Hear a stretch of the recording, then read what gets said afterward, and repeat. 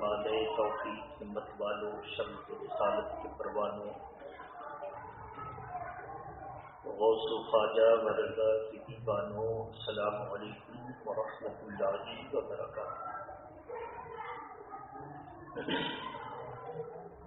الحمدللہ نحمده ونصلي ونسلم على رسوله الكريم اما بعد فاعوذ باللہ من الشیطان الرجیم بسم اللہ الرحمن الرحیم والذی جاء بالصدق وصدق به اولئک هم المتقون وأيضا قال الله تبارك وتعالى في القرآن المجيد ثاني اثنين إذ هما في الغار إذ يقول لصاحبه لا تحزن إن الله معنا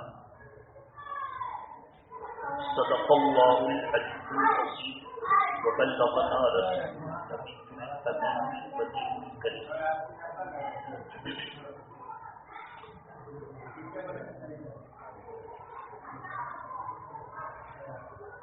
وہی رب ہے جس نے تجھ کو ہمتن کرم بنایا، وہی رب ہے جس نے تجھ کو ہمتن کرم بنایا، ہمیں بھی مانگنے کو تیرا آستہ بتایا، تجھے حمد ہے خدایا۔ اور کی محمد سے وفا تمہیں تو ہم تیرے ہیں، کی محمد سے وفا تمہیں تو ہم تیرے ہیں، یہ جہاں چیز ہے کیا لوح و قلم تیرے ہیں صلی اللہ علیہ وسلم۔ اور پروانے کو ہے چراغ تو بلبل کو پھول بس، پروانے کو ہے چراغ تو بلبل کو پھول بس، صدیق کے لیے اللہ اور اس کا رسول بس۔ عزیزان ملت اسلامیہ، آج کی اس محفل محبت میں جبکہ ہم اور آپ اپنے رب کی بارگاہ میں نذرانے سجود نذرانے رکوع پیش کرنے کے لیے حاضر ہیں، آج کی تاریخ وہ تاریخ ہے جس تاریخ کو اسلامی تاریخ میں ایک اہم مقام حاصل ہے، جس پر اکثر ہم سبوں کی توجہ نہیں جاتی ہے۔ میری مراد یہ ہے کہ آج 22 جمادی الآخر ہے، اور 22 جمادی الآخر کو سرکار سیدنا ابو بکر صدیق یار غار رضی اللہ تعالی عنہ وَأَرْضَاهُ عَنَّا کے وصال کی تاریخ ہے۔ کون سیدنا ابو بکر صدیق؟ وہ سیدنا ابو بکر صدیق جو تمام انبیاء کے بعد سب سے افضل درجہ رکھتے ہیں، اور ان کی افضلیت ہماری اور آپ کی عقیدت سے نہیں بنی، بلکہ ان کو افضل اللہ اور اس کے رسول نے بنایا،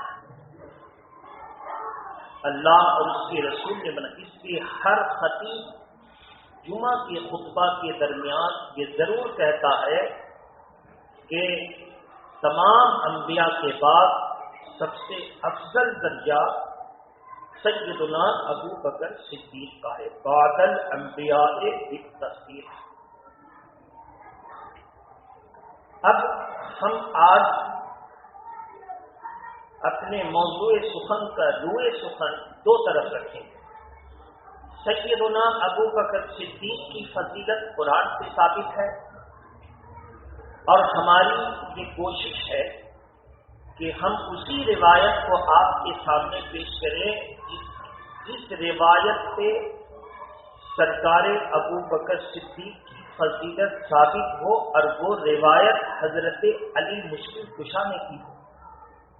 اب جب اس طرح کی نادر روایتیں جس کو خود علی بیان کریں، تو اب جتنے علی کے نام پر اچھلنے کودنے والے شیعہ ہیں وہ سب ذلیل و رسوا ہوں گے کہ جب علی ہی آگے بڑھا رہے ہیں تو کون ان کو پیچھے کر سکتا ہے۔ محبت کے ساتھ درود شریف پڑھیں۔ اللہم صل علی سیدنا حبیبنا مولانا محمد وعلی آلہ واصحابہ وبارک وسلم صلاۃ و سلاما علیک یا رسول اللہ۔ اللہ کے پیارے نبی صلی اللہ تعالی علیہ وسلم کا وصال 11 ہجری میں ہوا۔ وصال کے بعد سب سے بڑا مسئلہ بنا کہ حضور صلی اللہ تعالی وسلم کی تجویز و تقسیم سے پہلے خلافت کا مسئلہ حل ہو جائے۔ تو حضرت علی اور جن کو حضور صلی اللہ تعالی وسلم نے اپنے اہل بیت میں سے تجویز و تقسیم اور غسل کا حکم دیا تھا وہ اپنے کام میں لگ گئے۔ سیدنا ابو بکر صدیق، عمر فاروق اعظم، عثمان غنی اور بڑے بڑے صحابہ اکرام حضور کی تدفین سے پہلے خلافت کا مسئلہ حل کر دینا چاہتے تھے، کیونکہ اللہ کے پیارے نبی نے یہی چاہا تھا۔ جب اس مسئلے کی طرف سیدنا سرکار عمر فاروق اعظم کی توجہ گئی تو جیسے ہی بزرگ صحابہ کو لے کر بیٹھے تو سب نے یہی کہا کہ آج ہم میں ابو بکر صدیق سے زیادہ افضل کوئی نہیں۔ کہا تم سبوں کو ابو بکر کے تعلق سے قرآن کی جو آیت ذہن میں ہے وہ پیش کرو۔ قرآن مجید کی آیت کریمہ جب پیش ہونے لگی تو تقریباً 26 جگہوں سے قرآن مجید کی آیت کریمہ پیش ہوئی اور کہا کہ اس آیت کریمہ کا تعلق ابو بکر صدیق سے ہے۔ جب عرش کا رحمان ابو بکر کی تعریف کر رہا ہے اور اللہ کے پیارے نبی اپنے ظاہری زندگی میں 17 نمازوں کی امامت کے لیے ابو بکر کو منتخب فرما رہے ہیں اور حضور صلی اللہ علیہ وسلم کی ظاہری زندگی میں تمام صحابہ نے حضور کی عدم موجودگی میں مصلی پر ابو بکر کو بڑھایا اور حاجیوں کے لیے ابو بکر کو بڑھایا اور ہر اہم کام کے لیے ابو بکر کو بڑھایا، تو اب کس کی جرأت ہے جس کو رسول اللہ نے بڑھایا ہو اس کو وہ پیچھے کر سکے؟ تمام صحابہ کا اس بات پر اتفاق ہوا کہ ہم میں انبیاء کے بعد سب سے افضل ابو بکر ہیں۔ قرآن مجید کی آیت کریمہ سورہ زمر آیت کریمہ نمبر 33 اور بہت ساری آیت کریمہ، مثلا ثانی اثنین اذ ہما فی الغار اذ یقول لصاحبہ لا تحزن ان اللہ معنا، یہ ساری آیت کریمہ پیش کی گئی۔ کہا کہ براہ راست اللہ قرآن میں ابو بکر کی تعریف کر رہا ہے۔ اب ایک چونکہ وقت کی مناسبت بھی دیکھنی ہے، محبت کے ساتھ درود شریف پڑھیں۔ اللہم صل علی سیدنا حبیبنا مولانا محمد وعلی اصحابہ وبارک وسلم صلاۃ و سلاما علیک یا رسول اللہ صلی اللہ تعالی علیہ وسلم۔ اب ابو بکر صدیق بلا فصل خلیفہ، بلا فصل جب کہا جائے گا اس کا مطلب یہ ہوگا کہ حضور اور ابو بکر کے درمیان کوئی اور اس کو کہیں گے بلا فصل، کوئی اور نہیں، بیچ میں کوئی جدا کرنے والا نہیں، بلا فصل خلیفہ۔ سیدنا ابو بکر صدیق کی خلافت کا مسئلہ حل ہوا، تمام صحابہ کا اس بات پر اجماع ہوا، حضرت علی کو خبر دی۔ حضرت علی نے پہلے تو غور کیا، پھر آ کر منبر رسول پر ابو بکر صدیق اس وقت خطبہ پڑھ رہے ہیں تو حضرت علی آئے اور ان کا ہاتھ چوم کر کے امیر المومنین پر مہر لگا دی اور فرمایا جس کو رسول اللہ نے بڑھایا ہے اس کی مجال ہے جس کو پیچھے کر سکے۔ اور بہت ساری حدیثیں وہی روایت تھیں کہ میں اس کا راوی ہوں کہ اللہ کے پیارے نبی صلی اللہ تعالی علیہ وسلم ابو بکر کو دین و دنیا دونوں میں اعلیٰ دیکھتے تھے۔ ایک مثال، حضور صلی اللہ تعالی علیہ وسلم کسی معاملے میں جب کچھ ہوتا تو ایک مرتبہ انہوں نے مجھ سے کہا، اللہ کے پیارے نبی نے، میں نے اپنے بعد اے علی تیرے بارے میں اللہ کی بارگاہ میں بارہا سوال رکھے، مگر ہر بار اللہ کی طرف سے انکار ہوتا، ہر بار یہی حکم ہوتا کہ ابو بکر اول، ابو بکر اول۔ کون روایت کر رہے ہیں؟ حضرت علی۔ یہ کن کا قول ہے؟ حضور صلی اللہ علیہ وسلم۔ اب جس کے قائل حضور ہوں اور جس کے راوی علی ہوں، اب کسی کو اعتراض کی کیا گنجائش ہے؟ اس لیے اللہ کے پیارے نبی نے خود مجھ سے کہا کہ بارہا میں نے اللہ کی بارگاہ میں رکھا تاکہ کسی صحابی کی دل جوئی نہ ہو، دل شکنی نہ ہو، دل جوئی رہے کہ علی کو آگے بڑھایا جائے، لیکن اللہ کی طرف سے ہر وقت انکار آتا اور یہی آتا کہ ابو بکر۔ میرے محترم بزرگ اور دوستو، سیدنا ابو بکر صدیق رضی اللہ تعالیٰ عنہ کی اصلیت کی جب وجہ پوچھی گئی تو حضور نے فرمایا کہ قرآن مجید میں آیا، اذ ہما فی الغار اذ قال لقومہ لصاحبہ لا تحزن ان اللہ معنا۔ سب سے پہلے میرے ساتھ اگر کسی نے بہتر سلوک کیا ہے تو وہ ابو بکر ہے۔ جس وقت میری قوم نے مجھے جھٹلایا تھا اس وقت اگر کسی نے میری تصدیق کی ہے تو وہ ابو بکر ہے۔ جس وقت میری قوم نے مجھ پر مصیبت کے پہاڑ توڑے تھے اس وقت ڈھال بن کر اگر سینہ سفر رہا تو ابو بکر ہے۔ یہ روایت کون کر رہے ہیں؟ حضرت علی کر رہے ہیں، ابو بکر ہیں۔ کہا کہ اللہ تبارک تعالیٰ نے فرمایا والذی جاء بالصدق وصدق بہ اولئک هم المتقون۔ ترجمہ اس کا یہ ہے، اور وہ جو سچ لے کر آئے اور وہ جس نے سچے کی تصدیق کی، وہ دونوں اللہ سے بہت خوف کرتے ہیں، وہ دونوں اللہ سے بہت خوف کرتے ہیں۔ حق لے کر آئے یعنی قرآن، یہ کون ہے؟ حضور۔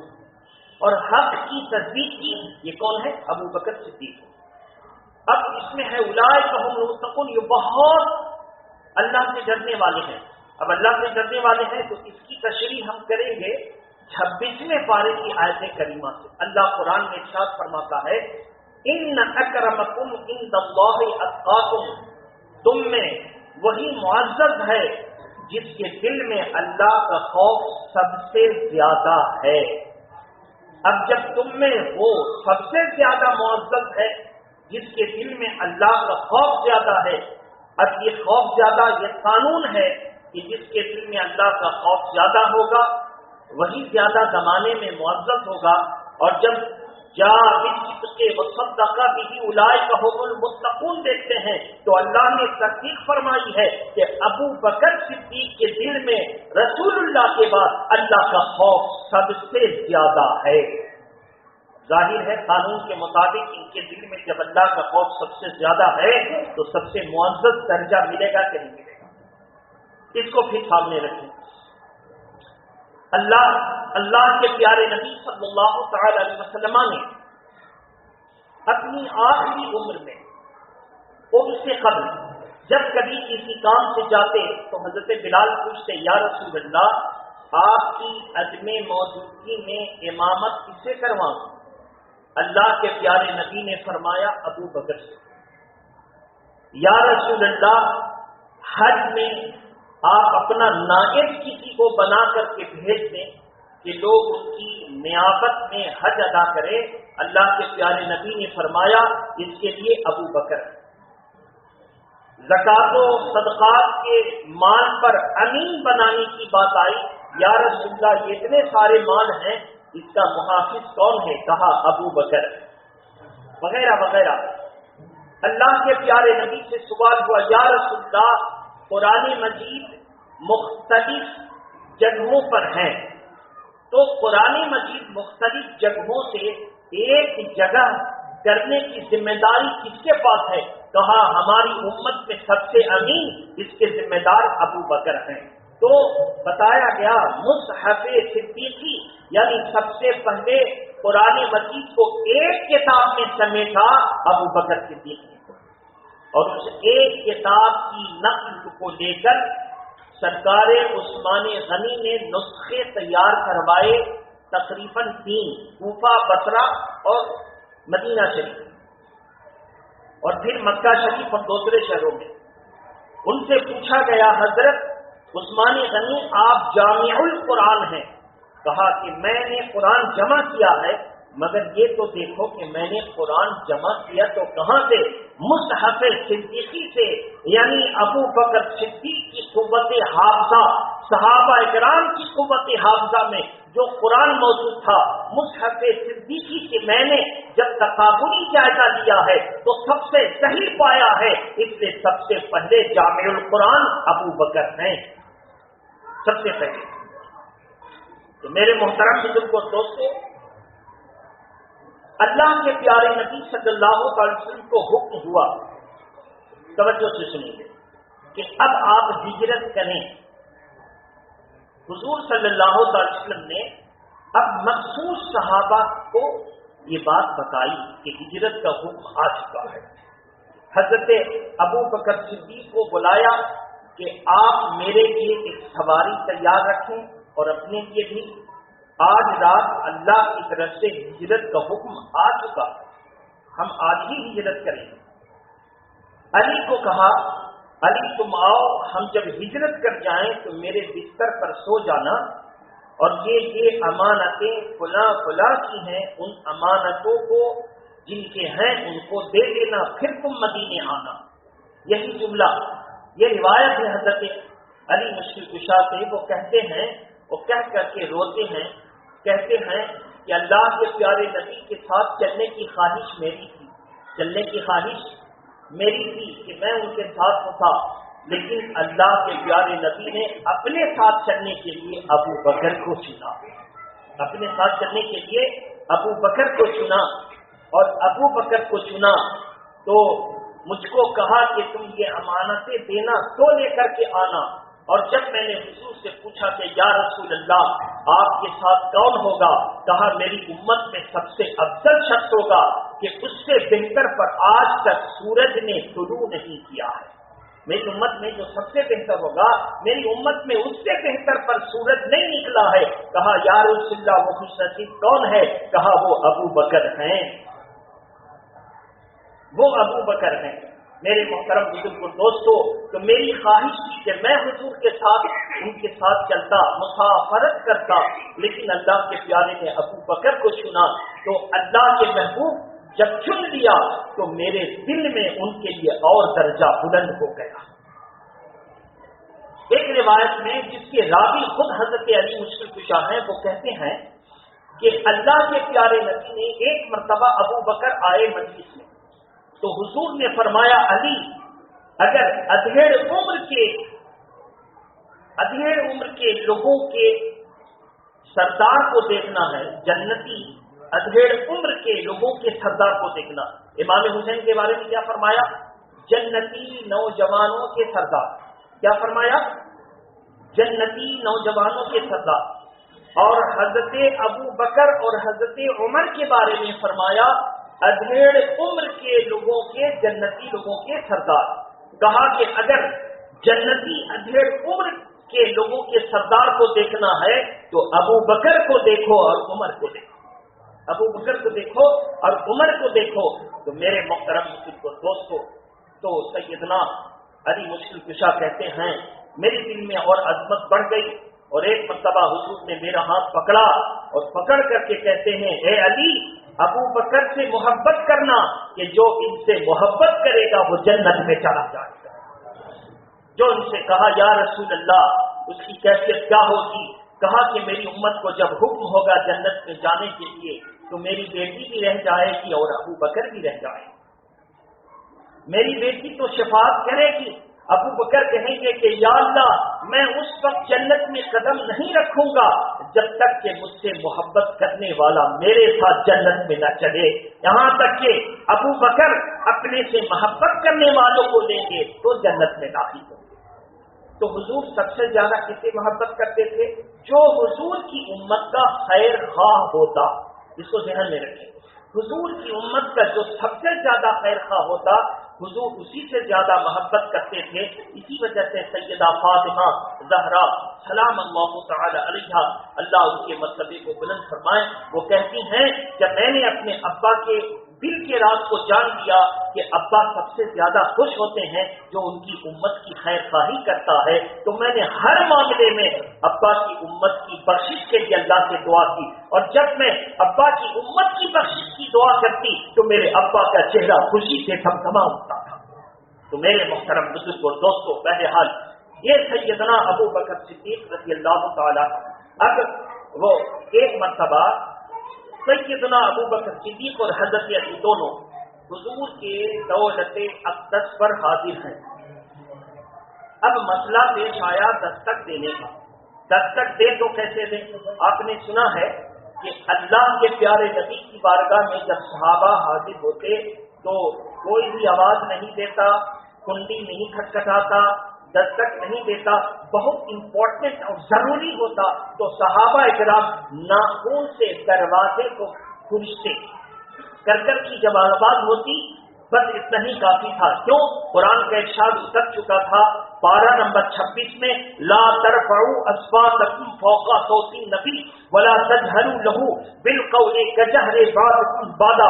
سورہ حجرات کی یہ دوسری آیت کریمہ اللہ کے پیارے نبی صلی اللہ علیہ وسلم کی عظمت شان بیان کی گئی ہے کہ نبی کی آواز پر کوئی آواز بلند نہ کرے. جب تم اپنے نبی کی بارگاہ میں آؤ تو کبھی بلند آواز میں بات نہ کرنا. تو اس آیت کریمہ کے مد نظر حضرت علی نے کہا ابو بکر آپ دستک دیں. ابو بکر نے کیا پیارا جواب دیا، میں اس شخص کے رہتے ہوئے کیسے دستک دے سکتا ہوں جس شخص کو علی مشکل کشا کے نام سے اللہ کے پیارے نبی نے اپنی گود میں پالا ہے اور اللہ کے نبی نے ان کی پرورش کی ہے. تو علی مشکل کشا اب ابو بکر کی تعریف کرتے ہیں. میں ان سے پہلے کیسے دستک دے سکتا ہوں جن کے بارے میں قرآن ثانیت نہیں اذ ہما فی الغار اذ یقول لصاحبہ لا تحزن ان اللہ معنا، جن کے بارے میں قرآن اتر رہا ہے اس سے پہلے میں دستک کیسے دے سکتا ہوں. حضرت ابو بکر صدیق رضی اللہ تعالیٰ عنہ پھر کہتے ہیں میں ان سے پہلے کیسے دستک دے سکتا ہوں کہ ایک مرتبہ اللہ کے پیارے نبی نے فرمایا ابو بکر میں نے سب سے اچھی خاتون کا نکاح سب سے اچھے مرد سے کیا ہے. میری امت میں سب سے اچھی بیوی کا نکاح سب سے اچھے شوہر سے کیا. میں تعجب سے پوچھنے لگا یا رسول اللہ وہ کون ہیں؟ کہا میری امت میں عورتوں میں سب سے نیک بیوی کی صورت میں وہ فاطمہ ہیں اور سب سے اچھے کی صورت میں وہ علی ہیں. تو میں حضور کے اس سب سے اچھے پسند سے پہلے کیسے میں کرتا؟ یہ مکالمہ ہو رہا تھا. جانتے ہیں اس میں 33 یا 34 اقوال ملے کہ ابو بکر علی کی تعریف کریں، علی ابو بکر کی تعریف کریں. وہ دروازے پر کھڑے ہیں مگر حکم کیا ہے ان کو آواز مت دو، ان کو آواز مت دو، ان کو آواز مت دو. بے خبر کو آواز دی جاتی ہے، وہ تو سب کی خبر رکھتے ہیں. مسئلہ تو یہاں ہے لیکن ایک وقت دینا کہ اللہ کے پیارے نبی کو اطلاع ہوگی وہ چلے آئیں گے. اللہ کے پیارے نبی کو اطلاع ہو گئی. میرے آقا آئے، دروازہ کھولا، کہا دونوں جنتی کا خوش آمدید ہے، دونوں جنتی کے لیے. اور میں نے تمہارے تمام قول کو سنا. تم زمین پر ایک دوسرے کی تعریف کر رہے ہو، عرش والا تم دونوں کی تعریف کر رہا ہے، تم دونوں کی ایسے محبت والے لوگ. میرے محترم بزرگ و دوستو حضور نے پھر دونوں کے لیے محبت کی دعا کی. کہا کہ علی جب تک ابو بکر سے محبت نہیں ہوگی دنیا کی کوئی محبت اور رشتے داری کام نہیں آ سکتی. میرے محترم بزرگ و دوستو علی تمام ولایت کا مدار تمہارے اوپر ہے، تمام ولایت کا.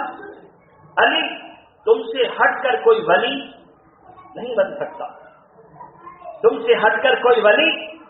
بہت افسوس کا مرحلہ ہے، آدھی بات بتا کے لوگوں کو اچھلا دینا بڑا آسان ہے، پوری بات کیا وہ سنیے۔ علی جب تک تم کسی کی ولایت پر مہر نہ لگا دو وہ ولی نہیں بن سکتا، اور سنو وہ مہر کا فارم اگر ملے گا تو ابو بکر سے ملے گا۔